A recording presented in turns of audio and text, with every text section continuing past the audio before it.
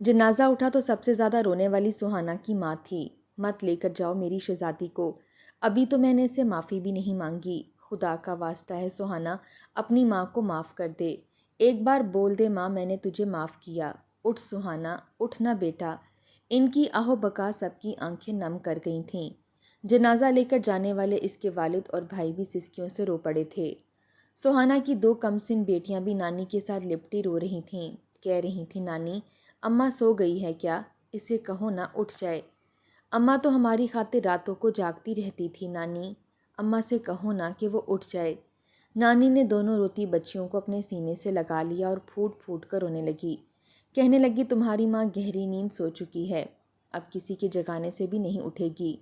सुहाना दो भाइयों की इकलौती बहन थी। इसे पुलिस में जॉब का शौक था, लिहाजा 14 जमातें पढ़ने के बाद अखबार में जॉब्स का कॉलम देखकर इसने अप्लाई किया और नहायत आला नंबरों से टेस्ट भी पास कर लिया।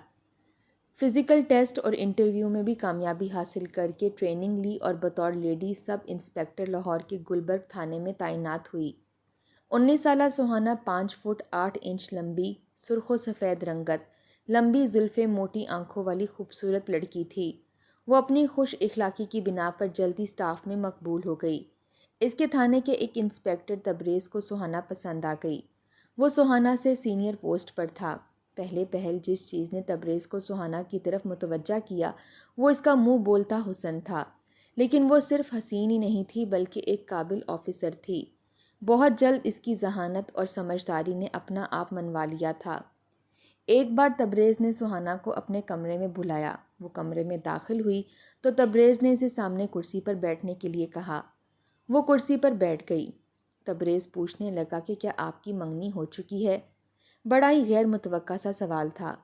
सुहाना कहने लगी नो सर, अभी मेरा शादी का कोई इरादा नहीं है। वो कहने लगा क्यों? सुहाना कहने लगी सर मैं अभी अपने काम पर फोकस करना चाहती हूँ।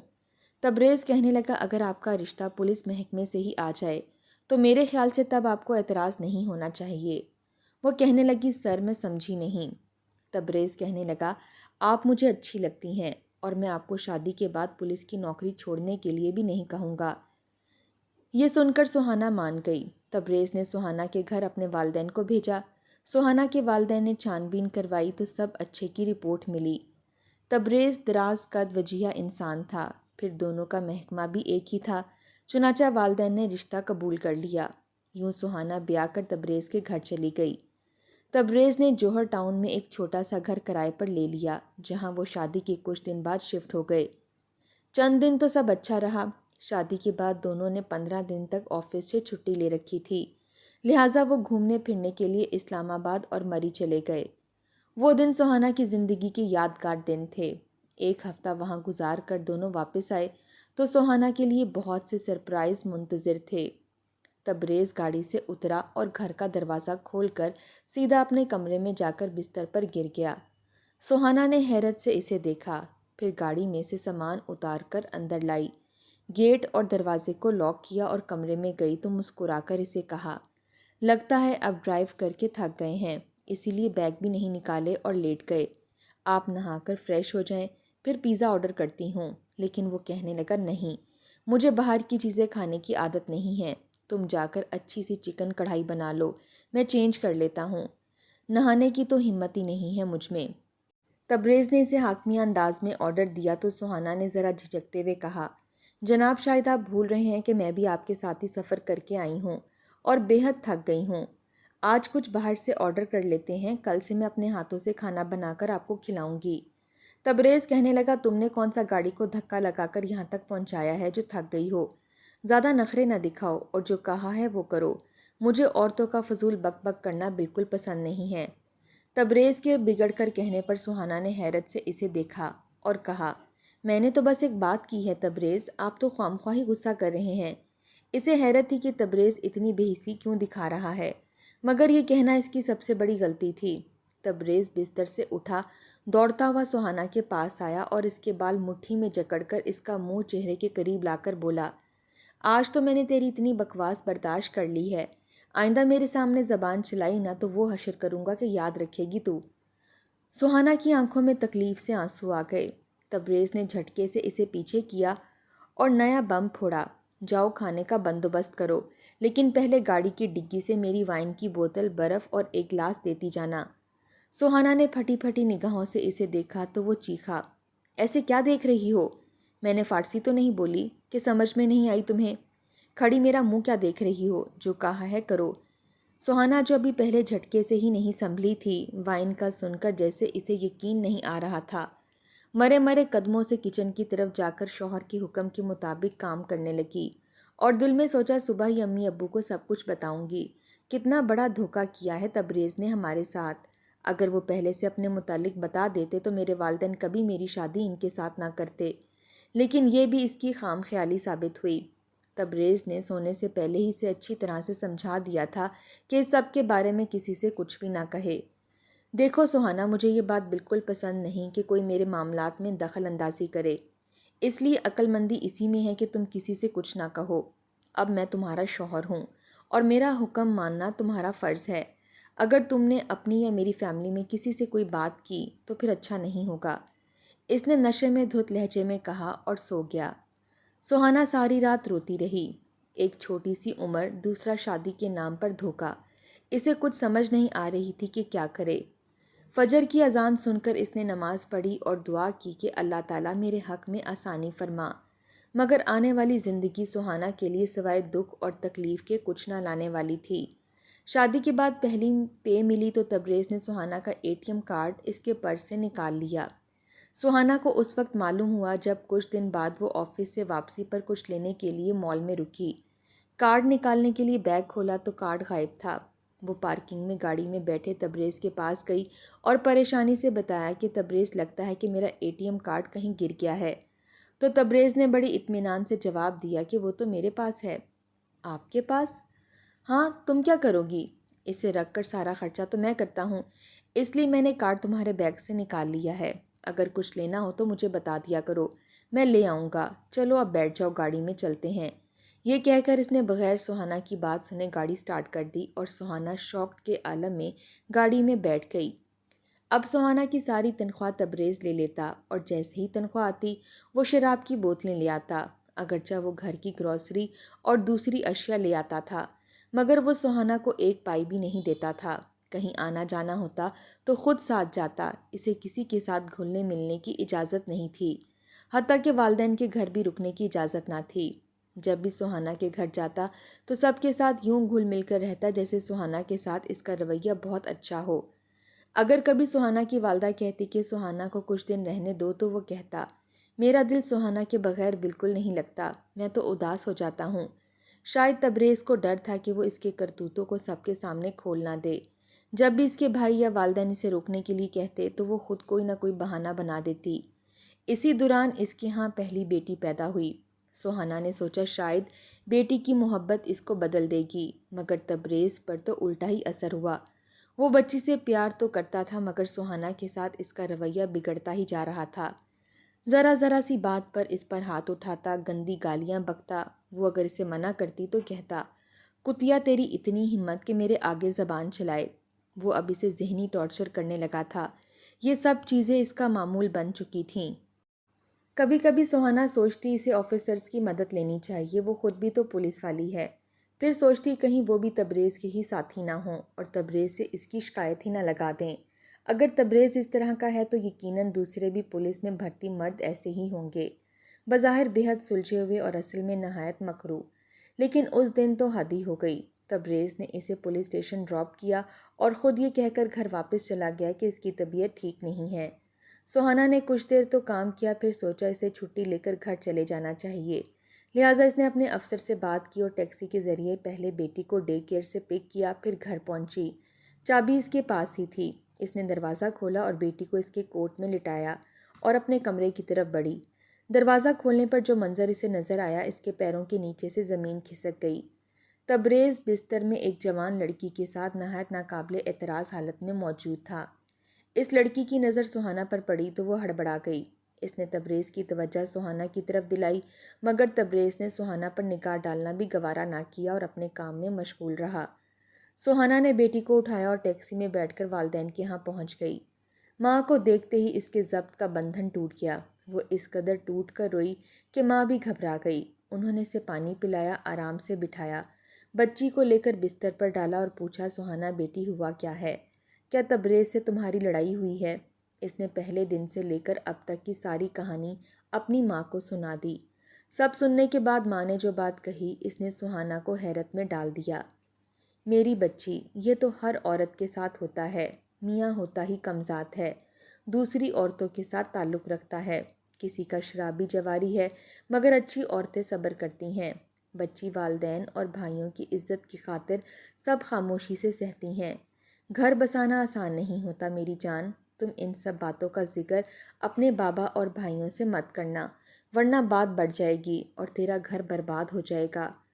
پر امی، یہ کہاں لکھا ہے کہ مرد چاہے شراب پیے، زنا کرے، ہم جنس کے ساتھ روابط رکھے، بد کردار ہو، بیوی پر ہاتھ اٹھائے، اس کا پیسہ کھائے اور بیوی یہ سب برداشت کرے تاکہ اس کے والدین کی بے عزتی نہ ہو؟ کیا کسی عورت کا بد کردار مرد کے ساتھ اس کے ہر ظلم و زیادتی کے باوجود رہنا ہی صبر ہے؟ اگر وہ اس سے نجات حاصل کر کے ایک پرسکون زندگی گزارنا چاہے تو اس بات سے اس کی اور اس کے خاندان کی عزت پر حرف آ جائے گا۔ ایسا ہی ہے میری جان، ہمارا معاشرہ ایسی عورت کو اچھا نہیں سمجھتا جو خلا لے لے، مرد چاہے کتنا ہی بد کردار اور ظالم ہو۔ طلاق کی صورت میں کوئی بھی اسے الزام نہیں دیتا، بلکہ عورت ہی قصوروار ٹھہرتی ہے۔ ہمیں کیا معلوم تھا کہ تبریز ایسے نکلے گا؟ تمہارے بابا اور بھائیوں نے تو بڑی چھان پٹک کے بعد ہی تمہارا ہاتھ اس کے ہاتھ میں دیا تھا۔ محلے دار، آس پڑوس، پولیس اسٹیشن، ہر جگہ پر سب نے اس کی تعریف ہی کی تھی۔ اس سے زیادہ ہم کیا کر سکتے تھے بیٹا؟ بیٹا، جو کچھ تم اب بتا رہی ہو ایک مرد کے بارے میں، یہ سب تو صرف ایک بیوی ہی جان سکتی ہے۔ شاید والدین بھی اپنی اولاد کو اتنا اچھی طرح سے نہیں جانتے جتنا کہ شوہر بیوی ایک دوسرے کو جانتے ہیں۔ تبھی تو میاں بیوی کو ایک دوسرے کا لباس کہا گیا ہے۔ اب کیا ہو سکتا ہے میری بچی؟ صبر کرو اور اپنا اور ہمارا پردہ برقرار رکھو۔ ماں کے سمجھانے پر سہانا سسکنے لگی۔ پر امی، اللہ تعالیٰ نے تو ایسا کچھ نہیں کہا۔ اللہ پاک تو کہتا ہے کہ مرد ہو یا عورت، افضل وہ ہے جو اپنی عزت اور عصمت کی حفاظت کرے، اور طلاق کے لیے ایک شرط یہ بھی ہے کہ مرد یا عورت بد کردار ہوں تو ان سے چھٹکارا پایا جا سکتا ہے۔ پھر معاشرہ یہ کیوں چاہتا ہے کہ جس بیٹی کو والدین شہزادیوں کی طرح پالتے ہیں اسے غلاموں کی طرح ظلم سہتے سہتے مر جانا چاہیے، مگر اف بھی نہیں کرنی چاہیے؟ امی، میں یہ سب برداشت نہیں کر سکوں گی، مجھے لگتا ہے میرا دل پھٹ جائے گا۔ نہ میری جان، ایسا مت کہو، سب ٹھیک ہو جائے گا، میں دعا کروں گی تمہارے اور تبریز کے حق میں، تبریز کو بھی سمجھاؤں گی۔ ماں نے اسے باہوں میں بھر کر پیار کیا، اسے کھانا کھلا کر سلا دیا اور بچی کو دوسرے کمرے میں لے کر چلی گئی۔ شام میں سہانا کے بھائی اور والد آئے تو وہ اسے دیکھ کر بہت خوش ہوئے۔ سہانا نے ماں کی ہدایت کے مطابق انہیں کچھ بھی نہ بتایا۔ رات کو تبریز اسے لینے آیا تو وہ خاموشی سے اس کے ساتھ چلی گئی۔ تبریز نے گھر پہنچ کر اسے بری طرح سے پیٹنا شروع کر دیا۔ منع کیا تھا نا تجھے کہ کسی سے میرے بارے میں کچھ مت کہنا، پھر تو کیوں اپنی ماں کے پاس گئی اور اسے جھوٹی سچی کہانیاں سنائیں؟ آپ سے کس نے کہا کہ میں نے انہیں کچھ کہا ہے؟ فون آیا تھا تیری ماں کا، فون آیا تھا، مجھے سمجھا رہی تھی، منتیں کر رہی تھی کہ آ کر تجھے لے جاؤں، ورنہ میں تجھے کبھی واپس نہ لاتا۔ دیکھ لے، میرے سوا کوئی تیرا ٹھکانہ نہیں، تیرے سگے بھی تجھے رکھنے کو تیار نہیں۔ اس نے صوفے پر گرتے ہوئے حقارت سے کہا تو سہانا کو شدید صدمہ ہوا۔ کیا میں اس قدر بوجھ ہوں کہ میری ماں چند گھنٹوں کے لیے بھی مجھے اپنے پاس نہ رکھ سکی؟ بے قصور ہوتے ہوئے بھی میں مجرم ہوں، اور جو مجرم ہیں وہ معتبر ٹھہرا۔ اس دن کے بعد سے سہانا زندہ لاش بن گئی۔ وہ اپنی ڈیوٹی کے ساتھ ساتھ گھر کی تمام ذمہ داریاں بھی بڑی مشینی انداز میں ادا کرتی۔ تبریز اب کھل کر کھیلنے لگا تھا، وہ اس کی موجودگی میں ہی لڑکوں کو بھی لے کر آتا، ان پر تحائف کی بارش کرتا، ان کے ساتھ ہنسی مذاق کرتا، شراب پیتا اور جنسی روابط رکھتا، مگر سہانا ایسے رہتی جیسے اسے کچھ دکھائی دیتا تھا اور نہ سنائی۔ اسی دوران اللہ نے اسے ایک اور بیٹی سے نوازا۔ اس نے ماں کے علاوہ کبھی کسی پر اپنا درد ظاہر نہ ہونے دیا تھا۔ دوست احباب، کولیگز انہیں بیسٹ کپل سمجھتے تھے۔ اس کے سسرال والے بھی تبریز کی اصلیت سے واقف نہ تھے۔ اب اسے سمجھ آیا کہ تبریز نے والدین سے الگ اور ان سے دور رہنے کا فیصلہ کیوں کیا تھا۔ تبریز کے ذہنی اور جسمانی تشدد کو برداشت کرتے کرتے وہ اندر سے ٹوٹ چکی تھی۔ اس کے صبر کا پیمانہ اس روز لبریز ہو گیا جب اس کی 4 سالہ بچی اس وقت باپ کے کمرے میں چلی گئی جہاں وہ اپنے بوائے فرینڈ کے ساتھ غلیظ ترین کاموں میں مصروف تھا۔ بچی کو وہاں دیکھ کر تبریز نے اسے تھپڑ لگایا اور پکڑ کر زور سے دیوار پر دے مارا۔ بیٹی کی چیخیں سن کر سہانا کمرے میں گئی تو لہو لہان بیٹی کو دیکھ کر تڑپ گئی۔ اس نے بیٹی کو اٹھایا اور باہر کو بھاگی۔ سڑک پر سے ٹیکسی لے کر وہ قریبی ہسپتال پہنچی۔ ایمرجنسی میں اسے دکھایا تو بتایا گیا کہ بچی کا سر پھٹ گیا ہے۔ بچی کو 4 ٹانکے لگائے گئے۔ سہانا اسے لے کر واپس گھر آئی تو دیکھا تبریز گھر میں نہیں تھا، وہ وہاں سے جا چکا تھا۔ سہانا تھوڑی دیر بچیوں کے کمرے میں گئی تو اس کی 1 سالہ بیٹی بے ہوش پڑی تھی۔ شاید آنکھ کھلنے پر اسے بھوک لگی تھی اور وہ روتی رہی تھی۔ گھر پر کوئی نہیں تھا جو اسے دیکھتا۔ بڑی مشکل سے وہ اپنی بچی کو ہوش میں لائی، اسے فیڈر میں دودھ پلایا، بڑی والی کو بھی دوا پلا کر سلا دیا۔ پھر وہیں بیٹھ کر اس نے ایک فیصلہ کیا۔ اس نے دونوں بچوں کے ماتھے چومے اور ڈریسنگ ٹیبل کی طرف بڑھ گئی۔ رات کے 2 بجے کا ٹائم تھا جب سہانا کے والد کا فون بجا۔ یا اللہ خیر، اس وقت کس کا فون آ گیا؟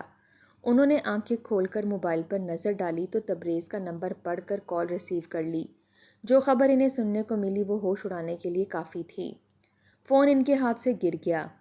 جویریہ اٹھو، جلدی کرو، ہمیں جانا ہے، انہوں نے اپنی بیوی کو جھنجھوڑ کر اٹھاتے ہوئے کہا۔ کیا ہو گیا ہے آپ کو؟ اتنی رات کو کہاں جانا ہے؟ انہوں نے آنکھیں مسلتے ہوئے کہا تو وہ روتے ہوئے بولے، تبریز کا فون آیا تھا، ہماری بیٹی سہانا نے خودکشی کر لی ہے۔ ہائے میری بچی! یہ کہہ کر اس کی ماں نے چیخ چیخ کر آسمان سر پر اٹھا لیا۔ اس کی چیخیں سن کر دونوں بیٹے بھی ان کے کمرے میں آ گئے۔ سب لوگ سہانا کے گھر پہنچے تو وہاں پولیس کا رش لگا ہوا تھا۔ تبریز انہیں اس کمرے میں لے گیا جہاں سہانا نے خودکشی کی تھی۔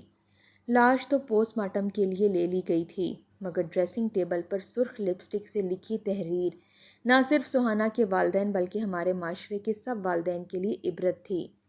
جانے سے پہلے سہانا اپنی ماں کے نام ایک پیغام چھوڑ گئی تھی۔ امی، مجھے معاف کر دیجیے گا، میں آپ کی عزت قائم نہیں رکھ سکی۔ میری بس ایک درخواست ہے آپ سے، ہو سکے تو اسے ضرور پورا کر دیجیے گا۔ میری بیٹیوں کی پرورش اب آپ کی ذمہ داری ہے۔ جب میری بیٹیاں جوان ہو جائیں تو ان کی شادی کسی انسان سے کیجیے گا، کسی درندے سے نہیں۔ کاش امی آپ نے میرا ساتھ دیا ہوتا تو آج میں اس نتیجے تک نہ پہنچتی۔ یہ دیکھ کر وہاں موجود سب خواتین اہلکار بھی رو پڑیں۔ انہیں سمجھ آ چکی تھی کہ ان کی پیاری سی ہنس مکھ کلیگ اندر سے کتنی دکھی تھی، اور اسے دکھی کرنے والا کوئی اور نہیں، اس کا اپنا شوہر تھا۔ یہ سچی کہانی ایسے والدین کے لیے سبق ہے جو اپنی لاڈوں سے پلی بیٹیوں کو اپنی عزت کا واسطہ دے کر اللہ تعالیٰ کی طرف سے دیے گئے حق یعنی خلا لینے سے روک دیتی ہیں۔ پھر وہ بیٹیاں یا تو تڑپتے سسکتے تشدد برداشت کرتے اپنی زندگی گزارتی ہیں، یا پھر حالات سے تنگ آ کر ماں باپ کا ساتھ نہ پا کر وہ خودکشی کر کے اس ڈپریشن اور دکھ بھری زندگی سے نجات حاصل کر لیتی ہیں۔ لہٰذا اپنی بیٹیوں کا ساتھ دیں کیونکہ ان کو اپنی زندگی خوشگوار گزارنے کا پورا حق ہے۔